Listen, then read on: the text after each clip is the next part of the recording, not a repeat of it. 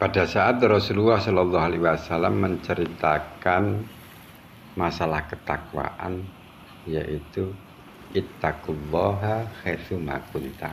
Bertakwalah kamu dimanapun kamu berada, di pasar, di jalan-jalan, di kantor, dimanapun kamu berada, patrilah ketakwaan itu di dalam hatimu, agar supaya kamu menjadi orang yang jujur, agar supaya kamu tidak menjadi orang yang curang, menjadi orang yang selalu dapat hidayah di atas jalan kebenaran. Namun Sayyidina Ali radhiyallahu an interupsi atas penjelasan Rasulullah itu.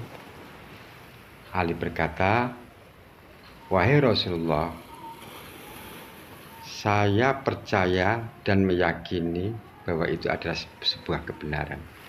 Dan saya yakin pula Anda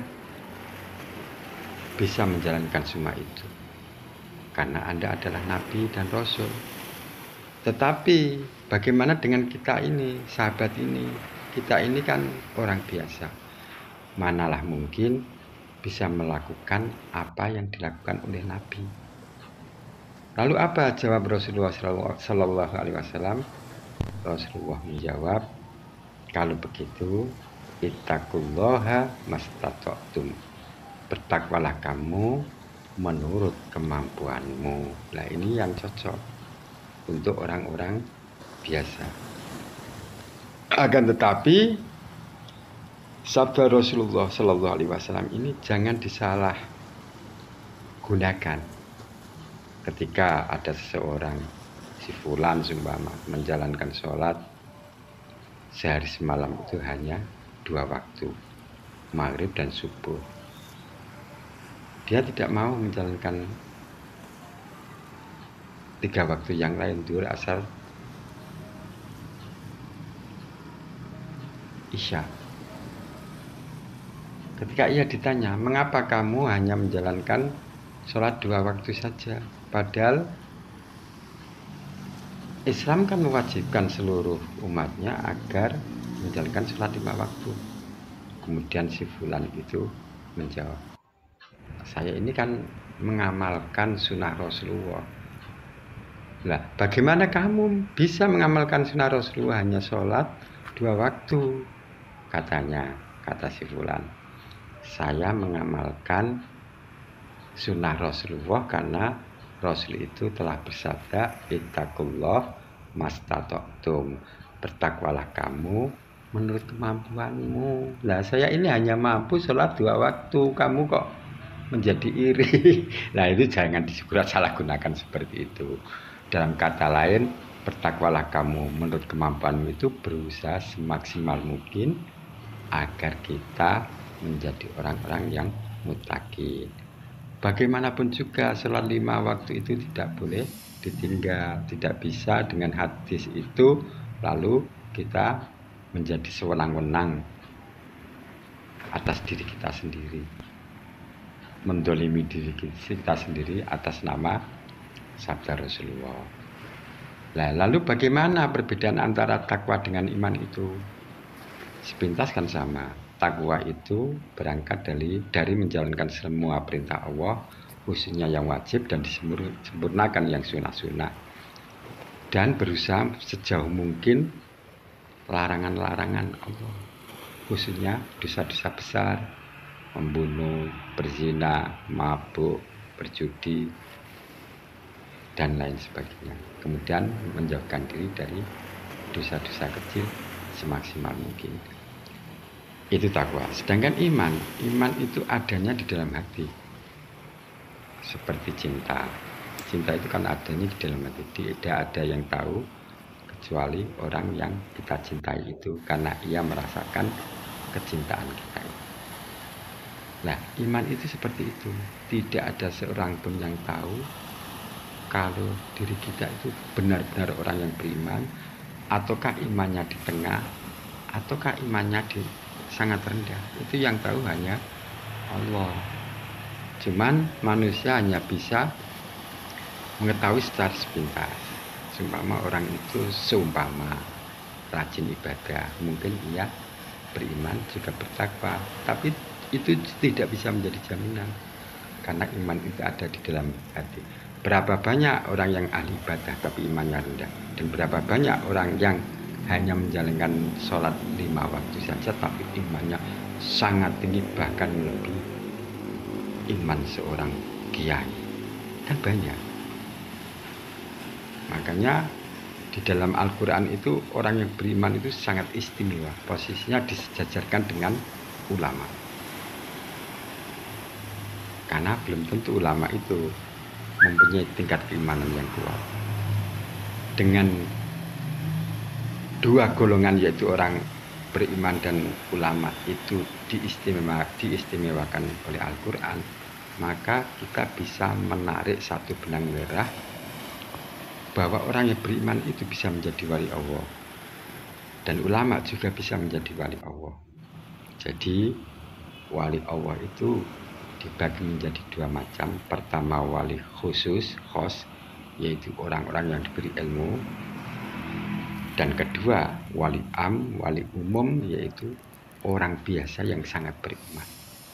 Ini bisa terjadi kepada pekerja pabrik, bekerja di sawah, tukang becak, dan siapapun bisa jadi wali Allah ketika ia menjadi orang yang sebenar-benarnya beriman. Di dalam Al-Anfal, surat Al-Anfal, di Allah berfirman, ulaika humul mu'minuna haqqo, itulah sebenar-benarnya orang yang beriman. Ketika orang itu benar-benar beriman, ia akan mendapat ganjaran secara cash, secara langsung. Pertama, lahum darajatun inda rabbihim, ia akan mendapat derajat yang tinggi di sisi Allah. Kedua, Allah akan mengampuni segala dosanya meskipun ia tidak bertobat. Wa maghfiratun, dan dia mendapat ampunan. Terus yang ketiga, yang dikasih Allah, warizkun karim, dan ia akan diberi rezeki yang baik, yang mulia. Rezeki baik itu yang diberikan Allah tidak selalu harus rezeki yang berlimpah-limpah, bukan. Rezeki baik yang diberikan Allah kepada orang yang beriman itu adalah rezeki yang sudah dipilihkan Allah, yang tingkat kehalalannya itu 100%. Itu rezeki baik. Berbeda dengan rezeki yang melimpah, belum tentu 100% halal. Nah, itulah perbedaan antara orang-orang yang beriman dengan orang yang takwa. Allah Subhanahu wa taala berfirman, wa minan nasi may yaqulu amanna billahi wal yawmil akhir wa ma hum bimu'minin. Dan dari sebagian manusia ada yang mengatakan, aku beriman kepada Allah, aku beriman kepada hari kiamat.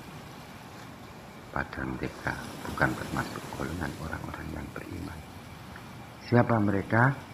Ulaikal ladzina ishtaraw dhalalata bil huda, yaitu mereka yang menjual, yang membeli kesesatan dengan petunjuk. Membeli kesesatan dengan petunjuk itu sama dengan menjual petunjuk dengan kesesatan. Apakah kita tidak berpikir berapa ribu orang, juta orang, bahkan puluhan juta orang Islam di dunia ini yang ia menjadi kaya raya karena hasil dari Islam? Sumpama ada percetakan Al-Quran, mereka kaya. Mencetak buku Islam, hadis, mereka kaya. Tapi umat Islam memaklumi. Yang tidak bisa dimaklumi itu ketika ada seorang penceramah atau dai yang bandrol 1 jam 5 juta, 10 juta, 20 juta. Ya, ini yang dimaksud membeli kesesatan dengan petunjuk, yang sama artinya menjual petunjuk dengan kesesatan. Sebenarnya ayat ini ditujukan kepada dedengkot orang-orang munafik, atau ditujukan kepada orang munafik Mekah yang dipimpin oleh dedengkotnya, yaitu Abdullah bin Ubay bin Salul. Tapi yang saya katakan pencerahan, membandel diri, mereka juga bagian dari munafik, meskipun tingkat kemunafikannya itu beberapa level di bawah Abdullah bin Ubay gitu.